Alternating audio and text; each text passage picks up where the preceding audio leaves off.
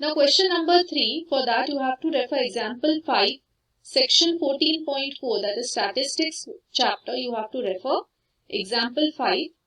Find the probability that a student of the class was born in August. So this is the data that is given to you. Months are given on the x-axis. It's a bar graph and there are 12 bars for each of the months. And here the frequencies are given from 1 to 7, that is number of students.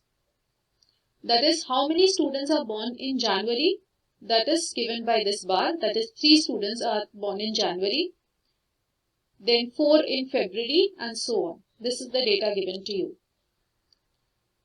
So total students over here are given as 40 in the class. Number of students born in August. You have to see from the bar. For August month, there are 6 students. So favorable outcomes is 6, total outcomes is 40. So probability that a student of the class was born in August will be 6 by 40 or 3 by 20. 3 coins are tossed simultaneously 200 times. And the following frequencies of different outcomes, this has been recorded. Okay. So outcome is 3 heads, 2 heads, 1 head or no head. So if 3 coins are tossed together, there are 3 different coins which are being tossed together. So all the possible outcomes, if you see, all the 3 can have heads on it, or any 2 of the coins can have head and 1 can have tail, or any 1 of the coin can have head and 2 can have tail, or none of the coins will have head. That means all will have tail. So all these outcomes have been recorded here. Out of 200 times, 23 times it happened that all 3 came as heads. 72 times only 2 heads came. 77 times 1 head came. And 28 times no heads came. So if 3 coins are simultaneously tossed again, compute the probability of 2 heads coming up. So looking at this data only, we have to see. If the next time we toss 3 coins together, what is the probability of 2 heads coming up together? So here 72 times out of 200 it has come. So it will be 72 upon 200, that is 9 by 25.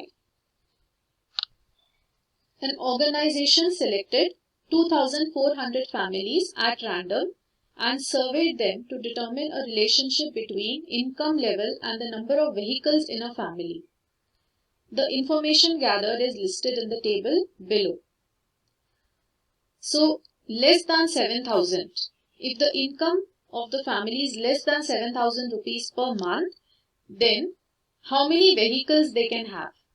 So, 10 families have 0 vehicles, 160 families have got 1 vehicle, 25 have got 2 vehicles, and more than 2, none of them have got. So same way, this data has been given for different incomes. Between 7,000 to 10,000 rupees if a family is earning, then how many vehicles can be there? So most of them, they are having 1 vehicle. 305 families are having 1. 27 are having 2 and very few, hardly 2 families are having above 2. Then between 10,000 to 13,000 if the income is there, then how many vehicles can be there? Between 13,000 to 16,000 and 16,000 or more. So like this data has been recorded. Suppose a family is chosen, find the probability that the family chosen is earning between 10,000 to 13,000 per month and owning exactly 2 vehicles. So you have to go back to the table and see between 10,000 to 13,000 and owning exactly 2 vehicles, how many are there? So these many are there, 29. So the probability will be 29 upon 2400. This is the total number of families. So that will be the probability. So again you have to go back to the table and see how many families are earning more than 16,000 per month and owning exactly one vehicle.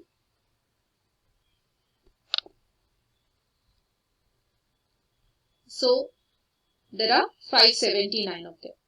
So you will substitute that and you will get the answer 579 by 2,400. The number of families earning less than 7,000 per month and does not own any vehicle. This 10 of them are there. 10 of them.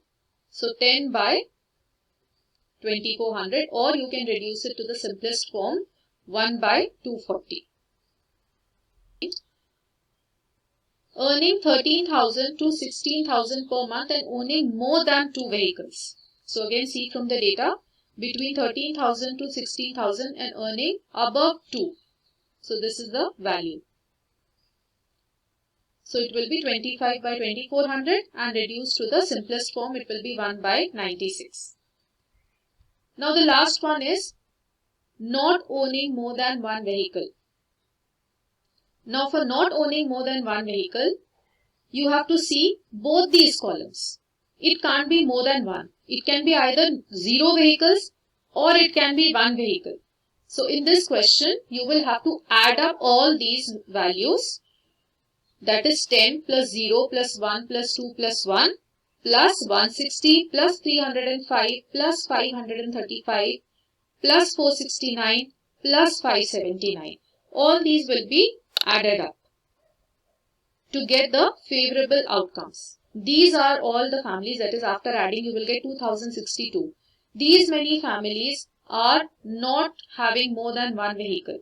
They either have no vehicle or they have only one vehicle. So the probability will be 2062 divided by 2400. That is 1031 by 1200. So marks between in a particular test that was conducted, this is again refer to table 14.7 of chapter 14.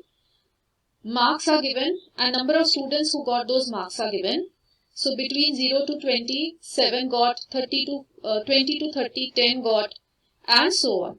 You have to find the probability that a student obtained less than 20% in the maths test. So less than 20 means it will be only first category, that is 0 to 20. So 7 is the favorable outcome over here. So the answer will be 7 upon 90.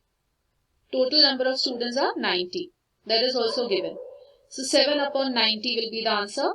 Next one is you have to find the probability that a student obtains 60 marks or above.